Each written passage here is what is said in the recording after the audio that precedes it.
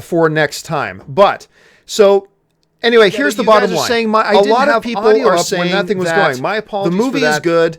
It's not great. It has its problems. There is a whole bunch of things about the film that maybe didn't work. But at the same time, the general consensus seems to be that the important things worked.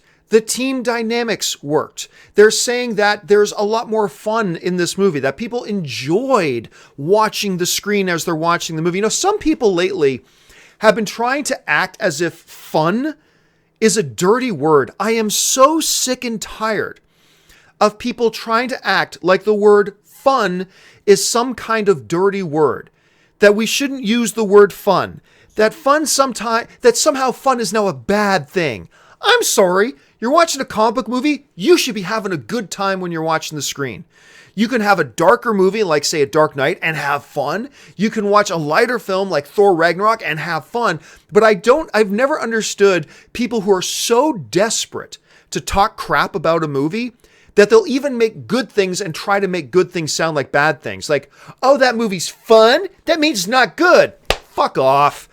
And one of the really cool things that we're hearing now is that there is a lot more fun in this movie. And really what that ultimately means is that people enjoyed watching the screen.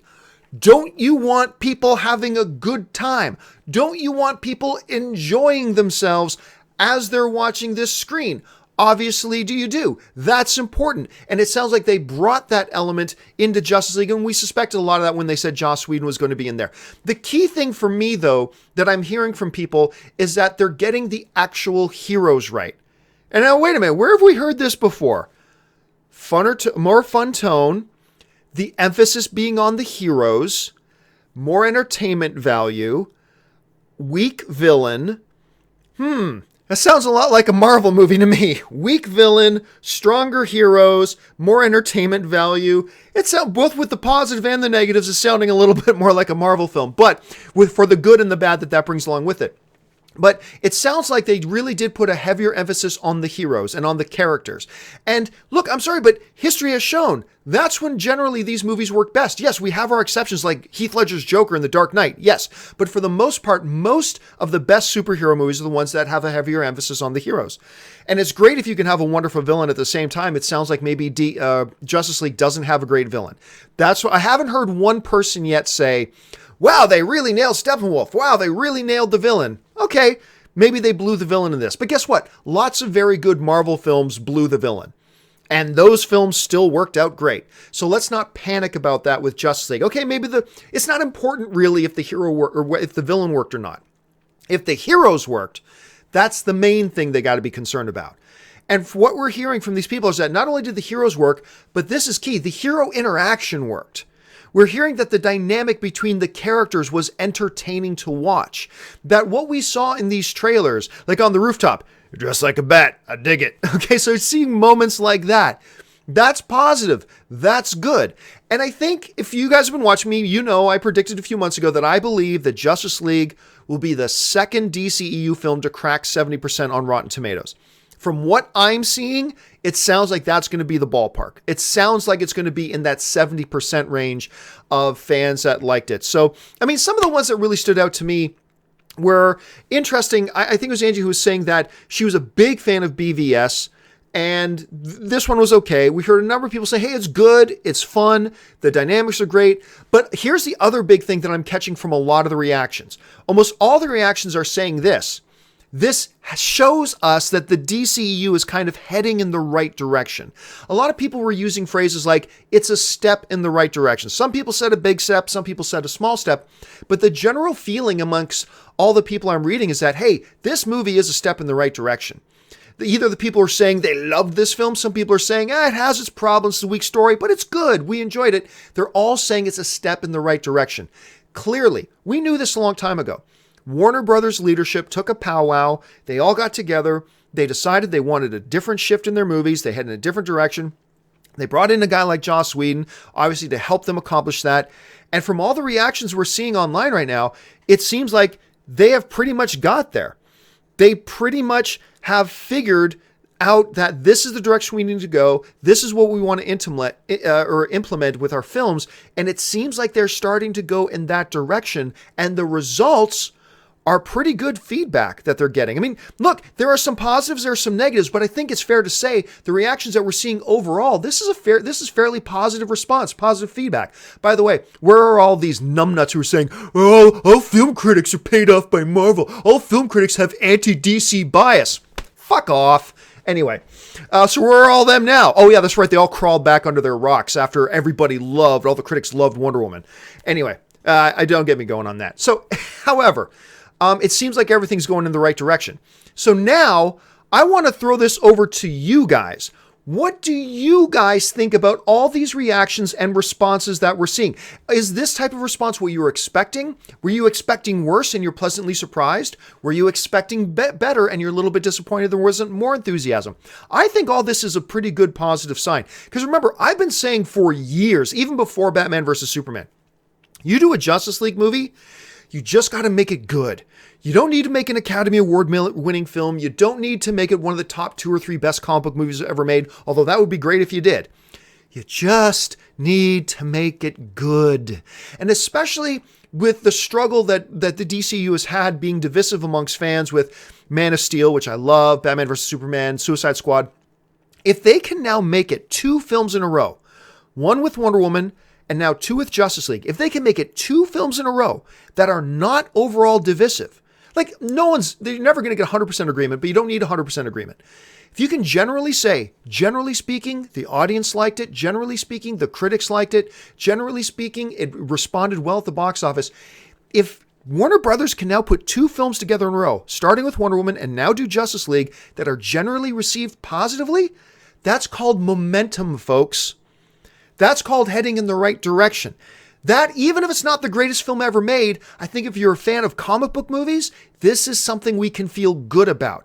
And of course, we're all just going to have to see the film for ourselves to see what we think. But anyway, guys, now I'm going to go over to the Twitter board. Once again, make sure you just send in your question to me right now. Tweet out to me at John Campea. I'm going to get my Twitter board all set up here so I can take some of your questions and comments. Oh,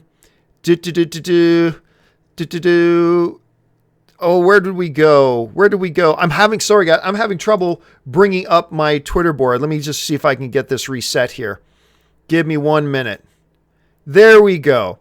Okay, let's try this. The first one we have coming up here comes to us from Cameron S. DeRose, who writes, and by the way, guys, feel free to throw in stuff about other comic book stuff too if you want. We don't just have to talk about Justice League here. John Campea, it's long overdue, but last year's CW crossover missed opportunities of Superman and Martian Manhunter not in it, having most of the actual members. I'm not quite sure where you're going with that. You have to be a little bit more, clear on that. Okay, let's try this. Here we go. This next one comes to us from Thinker Foreign, who writes, John, critics said that the characters work, but that the most important thing for WB, now they can explore the overall universe. Yeah, I agree with you. I think you just nailed it. The most important thing, I mean, there are 5 or 6 things that you'd really like them to be able to accomplish. But the number one most important thing, and this is where I think Marvel and why Marvel has a lot of success, is Marvel puts their first priority on making sure their heroes work. And if their heroes work, everything else becomes secondary priority. I agree with you, Thinker Foreign. I think that from what we're hearing from the critics right now is that the most important thing, the heroes work, the characters work. Because if your characters work, and if your audience likes your characters on screen, in this case, Aquaman, Flash, Batman, Wonder Woman, whatever, if you can get the audience to like the characters, that will make up for some other problems. You can have some other problems in the movie. If your audience is attached to your characters, that will get your movie a long, long way. And one of the criticisms we've heard about DCU movies in the past is they've come up a little bit short on getting the audience really attached to their characters. And I think it sounds like, at any rate, Justice League kind of got that one right. Okay, let's go on to the next one. This one next to us from Dragon Mearegg, who writes, Dragomir writes, do you think they will use Cyborg to connect to Teen Titans 10 years from now? I have no interest in Teen Titans whatsoever. So I hope not. I don't think so. Besides, 10 years from now, Cyborg is going to be a 40-year-old man. So I don't really see him being connected to Teen Titans. But who knows? Who knows what plans they have? All right, let's try this. This one comes to us from Ben Jack DeWilliams writes, John, do you think Disney will release the review embargo for The Last Jedi 2 weeks before the release, like Thor Ragnarok? I don't know. I mean, Lucasfilm seems to have its own philosophy of how they like to deal with their review embargoes and stuff like that, and when they like to do things. Look, we're not dealing with a Han Solo's gonna die. Unless there's some big, huge, massive thing like that, like Luke dies or whatever. But I don't think 2 weeks. 2 weeks is a little bit long for me. I actually think 2 weeks is a little bit too long. Don't get me wrong. I celebrated that Thor did that Thor released their review embargo 2 weeks ahead in advance, but I don't necessarily think they needed to do that. I think like 1 week, 6 days, even 5 days, perfectly fine. I think that's all perfectly fine. Doesn't need to be 2 weeks, so I'm not quite sure what they'll do with that. Let's see. Next one comes to us from Declan O'Reilly, who writes, John, why are a bunch of critics getting attacked in their tweets by fans for saying negative things about Justice League? Because a lot of people out there are losers. You're saying something negative about a movie I haven't even seen yet, but I want to be perfect, and you're saying something negative. Therefore, I can't handle that, so I got to attack you. Losers. Absolutely. There are losers out there. 99% of the film fans out there are totally great, rational film fans, but there is the 1% out there who are still basement-dwelling losers. It happens. Let's see. This one comes to us from C. James Felch writes, John, thoughts on the absence of talk of Superman? I think, look, I expected that in the reaction we wouldn't hear much talk about Superman because obviously Warner Brothers, for the most part, hiding Superman in their marketing. They obviously gave him glimpses of Superman, but, Clark Kent standing in the fields, having the one poster with the silhouette of Superman. For the most part, Warner Brothers has hidden Superman, right? They've hidden him. So I think it makes sense then that critics giving their first reactions, they're not going to spoil anything. Look, critics don't spoil things, at least not big things. Critics don't spoil important plot points. They just don't. And I mean, maybe you can find 1 out of 100 that does accidentally, but for the most part, they don't. So I fully expected not to hear much about Superman. They're probably going to keep that quiet because I have a feeling, look, we all know Superman's in the movie, and I have a feeling they probably introduce him in some kind of big way, and the critics don't want to reveal that. And I totally expected that. I would have been surprised if we heard a lot of talk about Superman. So to me, the lack of hearing anything about Superman is neither positive nor negative. We shouldn't take that positively or negatively at all. We should have expected not to hear anything in the initial reactions about Superman. That's what we should have expected. It doesn't mean anything bad. That doesn't mean anything bad. It also doesn't mean anything good, but it means nothing. So I wouldn't worry about that whatsoever. Let's see. This next one comes to us from D before B writes, John, this made me excited for Justice League. Now I'm so anxious for Friday and I want to see Superman so badly. Yeah, I'm excited about it. I'm going to be seeing it shortly. Then I also bought tickets for opening night Thursday, 6 p.m. at the AMC Burbank 16. I'm going to be there watching it with the full regular audience, just like I did for Man of Steel. I'm very excited about it too. And look, even though a lot of the tweets are lukewarm to positive, isn't that so much better than negative? Isn't that so much better than lukewarm to negative? Look, if this is the gas meter right here, and here's negative, and here's positive, right now it seems like the reaction to Justice League is leaning this way. This is good. This is exciting. Because, I mean, like, DCEU has struggled to get this kind of leaning other than Wonder Woman. This is good news. So I agree with you. I think this is, if you've been looking forward to Justice League, yeah, the critics aren't coming out and going, oh my God, best comic book movie of the year. Oh my God, one of the top 10 best 5 comic book movies ever. Okay, they're not coming out and saying that, but you know what they are saying? Positive. They're saying good. They're saying entertaining. They're saying fun. What more can we ask for? I think all this stuff that we're hearing is really good. Again, look, we expect, no movie's for everybody. There are movies that win Best Picture at the Academy Awards that get some negative reviews. Of course, there's going to be some negative reviews about Justice League. That's normal. That's totally fine. But where does the overall meter point?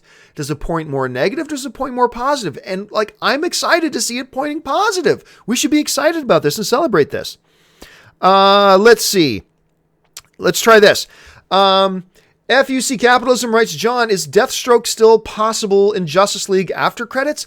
I doubt it. I haven't heard anything. I have heard there are after credit scenes, so we should stay right to the very end to make sure we catch the last one. But I doubt there's anything Deathstroke related at this point, so I wouldn't guess so. I would guess no.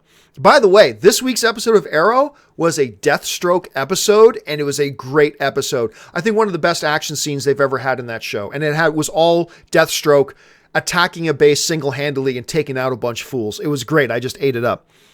Let's see.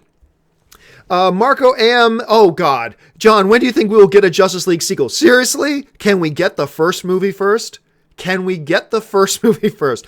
When would we get a Justice League sequel? I don't know. Look, what does need to become clearer here is Warner Brothers' overall picture and what's their strategy. They've got 732 movies announced, 730 of which will probably not happen. And I think very wisely, Warner Brothers right now has adopted let's hold off, let's take our foot off the gas, let's see how the public reacts to this Justice League, and then we'll make some more firm decisions. Let's give them that liberty right now.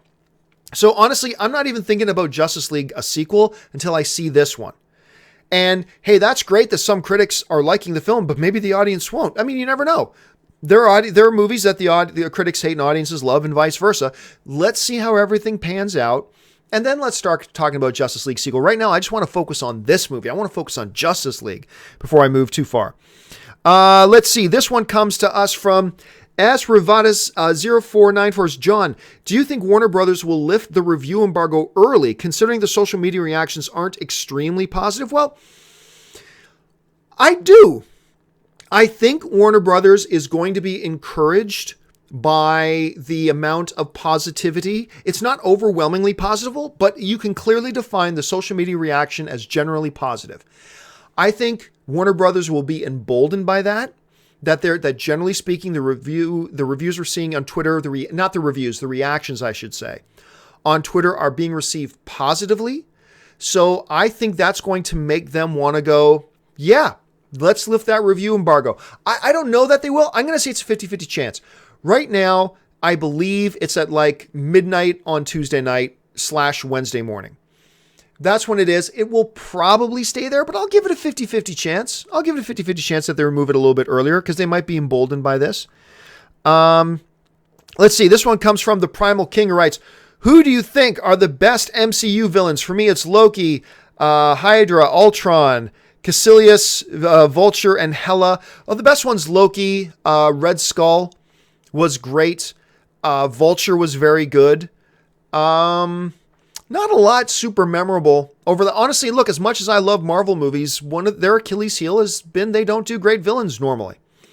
And that's fine because they put great emphasis on their heroes. That's great, but I can't think of a lot of different examples of great Marvel villains, on-screen Marvel villains, that is, because of that whole thing. Let's see. I'm Mudabir Ahmed writes, John, Thor review embargo was not lifted 2 weeks ago. It was 4 days before the UK release. Oh, I don't really care. I mean, that's fine, but I don't live in the UK. I live in the US. And normally speaking, even when the movie opens a bit earlier, it opened elsewhere 1 week before it opened in the US. They lifted the embargo 2 weeks before the US release. That is our normal standard by judging when a review embargo is lifted. It's not the worldwide, not the various international markets, it's the US release. So if you're going to start saying, oh, it wasn't really 2 weeks, it was this, well, then you got to start doing that with every single movie. Because no movie opens worldwide on the same day. No movie does. I'm sure you can find one or two examples out of the millions out there, but generally speaking, movies do not open on the same day on the worldwide box office across every nation. So if you want to start playing that game about, well, wait a minute, if you really, the review embargo, then you got to do that with every single movie. And no, the standard is, when does the review embargo lift in relation to when the movie opens in the US? Because this is where the majority of the film critics are. So that's our standard by which we measure. Let's see. This one comes from Sugar Shocky VR, writes, John, could you feel Joss Whedon's contributions throughout the film? Were they obvious? I talked to somebody who saw the film. Remember, I haven't seen it yet. I'm seeing it shortly here. I have not seen the movie yet. But what I was told and what I read in a couple tweets is, you can clearly feel Joss Whedon's influence in this film. You can clearly feel it.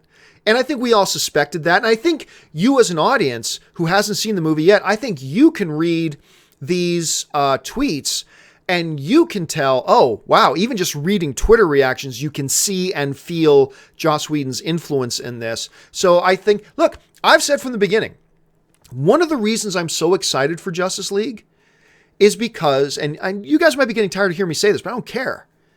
You get Zack Snyder, the visual storytelling talents of Zack Snyder. I don't care if you're a Zack Snyder fan or not. You got to acknowledge Zack Snyder is a great visual storyteller. He really is. He's great at visual storytelling.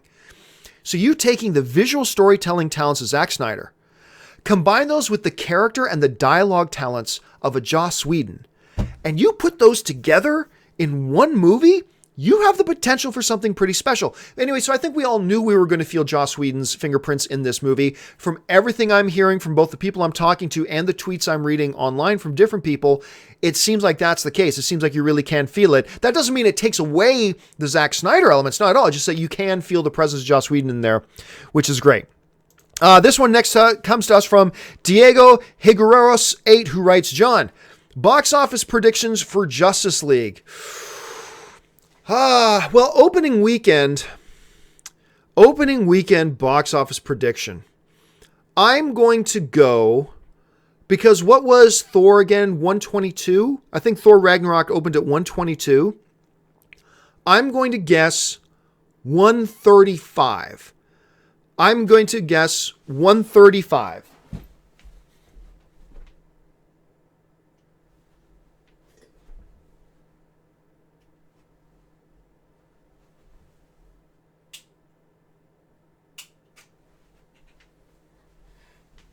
And my camera turned off for a second there. Sorry about that.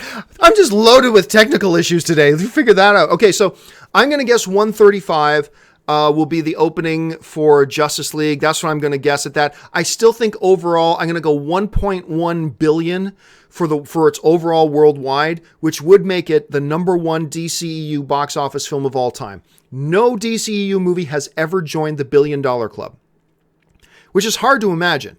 Because I think there are like over 35 movies in the $1 billion club, and not one DC movie has joined it yet. I think this is the movie that will break that. This is the movie that will cross $1 billion. So I'm going to guess opening weekend. What do you guys think about opening weekend? What do you guys think about opening weekend? Where is that going to go? Where's the opening weekend going to be for this movie? Do you think 135 is a good number? Do you think it's going to be higher than that? Do you think it's going to be lower than that? Let me know what you guys think. Ronald in the chat board is saying, yeah, 135. Some people are saying, yeah, 135. Some people are saying, 175? Really? 180, 200 million? Okay, let's not be ridiculous. It's not going to hit 200 million. Now watch, it's going to hit 200 million. It's not going to hit 200 million. Come on, let's be realistic here. A lot of people are saying in the 150 mark, 160, 170. Somebody's saying 400 million. Yeah, okay. So look, we're all in that neighborhood. Like most people seem to be in that 130 to 170 range right there. So I do believe it will be a bigger opening weekend than, say, Thor Ragnarok. I don't think a lot more, but I think 135, and then it'll cross that $1 billion mark. That's what I think at any rate. Okay, let's bring up some more tweets. Let's see. This one comes to us from Manu Sin 399997303. John, why critics hate DCEU? Critics don't hate the DCEU. This notion that critics hate the DCEU is a pathetic excuse that pathetically weak-minded, exclusively only DC fans, like they're not comic book movie fans, they're only DC fans and they hate everything else. The whole notion that critics hate DCEU is a whiny little excuse that these lopsided people made up to make themselves feel better about the fact that not everybody has the same opinion as them. That's just it. It's just it. Well, why did it get such bad reviews for Batman vs. Superman? Because they didn't like it. I did. But I'm one of the fans. Like, go watch my review. I liked Batman vs. Superman, but I can totally see why other people wouldn't. They just didn't like it. Oh, well, and some of them did. About 1 out of every 4 critics did like it. So there you go. But you have to throw out that whole whiny little excuse once Wonder Woman comes out. Wonder Woman comes out and it gets 90+% or either high 80s, low 90s, whatever. It had remarkably good critic reviews. Now we're seeing these reactions come out for Justice League, generally positive reviews. So I think these people with these whiny little suck baby excuses that they like to make up, critics just hate DC. Just if that makes you feel better, go nuts.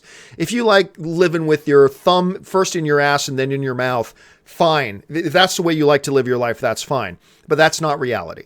It's just not reality. And then here's the funny thing. Then they start to refine their excuses when more and more proof comes up to prove that they're wrong.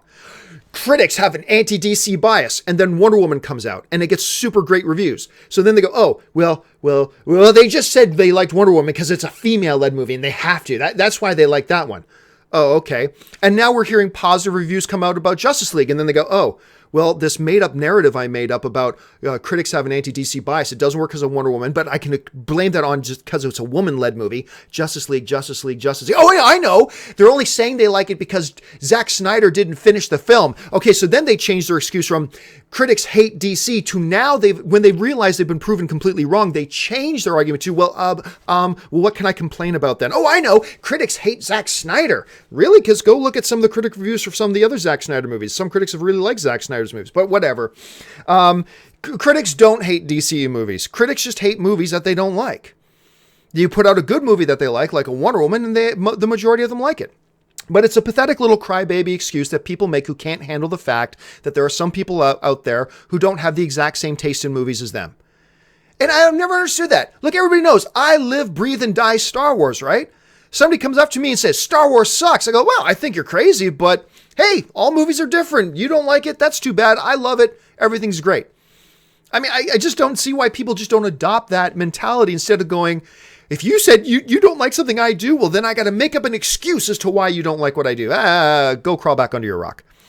Anyway, let's see. This next one comes from, I'm just trying to get this up here. This one comes from Morph Pro writes, John Campea, can one of my tweets be in one of your videos? Well, there you go. One of them just did. Let's see. The next one comes to us from, this one is a prediction. It says, John, will Justice League opening weekend crack 160 million plus domestic? I don't think so. It's certainly possible. Look, 160 is definitely within the realm of possibility. I don't think 200 is within the realm of possibility. One never knows.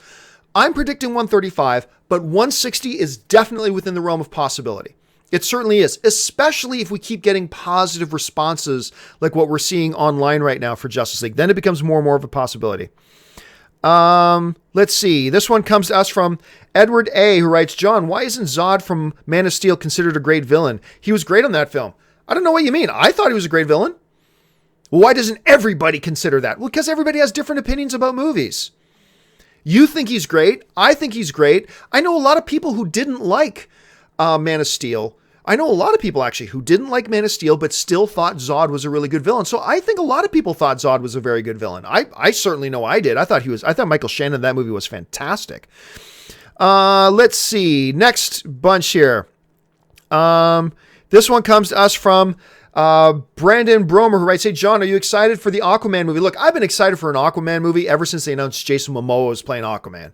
I think that was damn inspired casting. I love that casting because I think Jason Momoa is a much better actor than people give him credit for. I will always point, and people say, how can you tell that from Game of Thrones? I don't. I saw him in this movie that was not a good movie, but he did this movie with Sylvester Stallone called Bullet to the Head, where Jason Momoa was the villain. And you know what? He was damn good in that movie. And it was that movie that made me go, this guy's actually got chops because he's in this brainless, bad action film. And yet he acted good enough in it that he stood out positively, even in a bad movie. And that's about the time when I started thinking, you know what? Cut his hair. I bet Jason Momoa could be Batman. I bet he'd make a really good, huge, square-jawed Bruce Wayne kind of guy. You'd have to shave him and cut his hair and all that kind of stuff. I even thought he'd be an okay Batman. But when they said he'd be Aquaman, I was fully on board. Now, hearing that people are really liking him as Aquaman in the movie makes me even more excited. Let's see how excited I am after I see Justice League. Let's see. This one comes to us from Binker51586. John, were the critics who posted their reviews the same critics that Rotten Tomatoes gathers? I know for a fact that a number of them are. There are a number of those reviews and those critic reactions that I read that I know their reviews are counted on Rotten Tomatoes. I can't say for all of them. I can't say for 100% of them, but I do know many of them are. Let's see. We'll go to this one. This one comes to us from S. McQueed, who writes, John, what are the chances to see Joss Whedon directing Justice League 2? If he isn't, who do you think will be the next director? I've said for a while, I actually believe, this is just a prediction. I'm not basing this on anything. Nobody told me this. Okay, I'm not saying this is a fact. This is just me making a wild prediction, okay? But I said months ago, like 2 months ago, that I believe if they do Justice League 2, I believe that we will not see Joss Whedon direct Batgirl. I believe we will see Joss Whedon direct Justice League 2. Because it's already announced that Joss Whedon's doing Batgirl. I believe he will not do Batgirl and that he will do Justice League 2. Once again, before anybody starts spreading this around the internet, John Campea says Joss Whedon off Batgirl. No, I'm not. I'm not saying that at all. I'm just wildly speculating here, okay? But my wild speculation, which could be completely wrong, is that I've believed for a number of months that Joss Whedon will be pulled off of Batgirl and put on Justice League 2 instead. That's just my feelings on this. Devious Dance writes, John, what's your favorite rom-com? Come on, this is Weekly Heroes. We're talking about Weekly Hero. I'll answer your question quickly. It's definitely The 40-Year-Old Virgin, which is also like one of my top 2 favorite comedies of all time. Let's see this. Obi-Wan Pastrami. What? Awesome Twitter name. Obi-Wan Pastrami writes, John, these DC fans hate the critics because they make them feel stupid for liking these movies. No. Okay, hold on. Hold everything right now. Hold everything right now. I love the film fan community, but this is one of the big things that frustrates me. Look, I love my family. We all love our families, but we all got issues with our families. We still love our families, but we all have certain issues with our families. I love the film fandom family. I do. But this is one of the big things that drive me crazy about some segment of film fans out there. Critics do not make people feel stupid.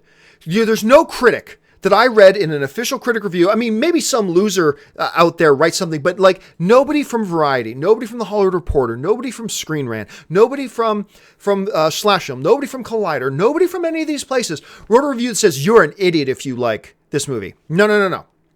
Here's the problem. People love a movie and then they read somebody who didn't love a movie. They take that personally.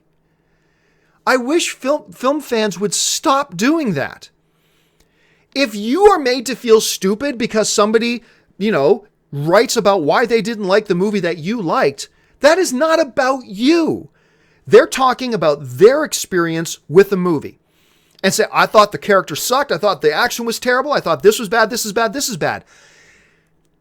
It is a symptom of weak-mindedness to go, he's attacking a movie I liked. I take that personally. I'm offended. You're saying I'm stupid. No, they're not. Get over it.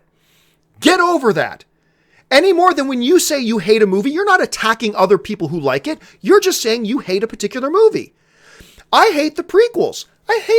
But you know what? Just because I hate the prequels doesn't mean I'm attacking people who like the prequels. I celebrate that there are people who like the prequels.